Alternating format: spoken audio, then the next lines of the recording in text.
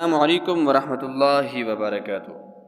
میں امید کرتا ہوں آپ سب حضرات خیر و عافیت کے ساتھ ہوں گے۔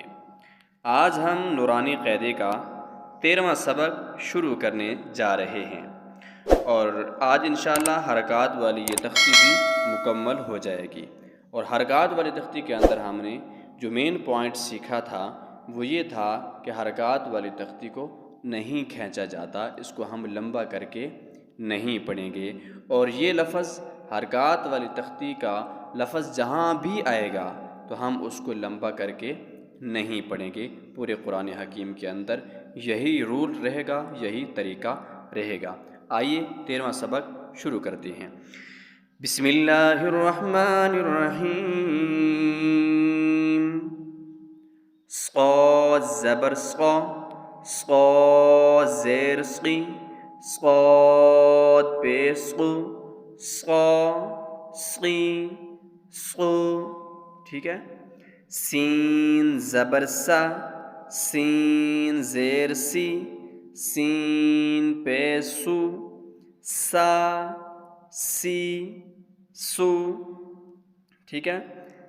زا زبر زا، زا زیر زی، زا پیش زو، زا زی زو، ٹھیک ہے۔ اس کو ہم سخت کر کے پڑھیں گے۔ ضا زبر ضا، ضا زیر ضی، ضا پیش زو، ضا زی زو۔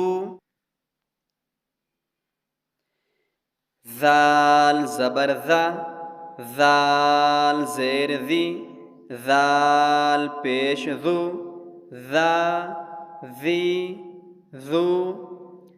ثا زبر ثا، ثا زیر ثی، ثا پیش ثو، ثا ثی ثو، ٹھیک ہے۔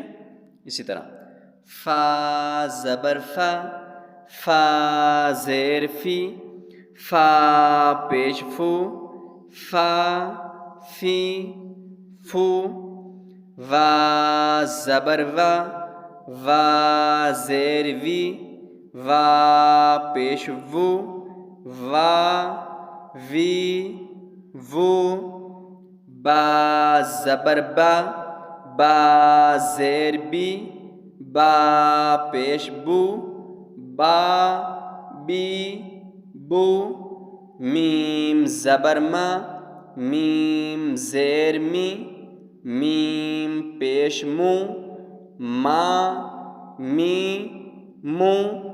آج بحمد اللہ تعالی ہمارا 13واں سبق بھی مکمل ہو چکا ہے، اور حرکات والی تختی بھی مکمل ہو چکی ہے، الحمدللہ رب العالمین۔ کل سے انشاءاللہ ہم 14واں سبق شروع کریں گے، اور آگے تختی نمبر 5 تنوین والی تختی بھی شروع کریں گے۔ السلام علیکم ورحمۃ اللہ وبرکاتہ۔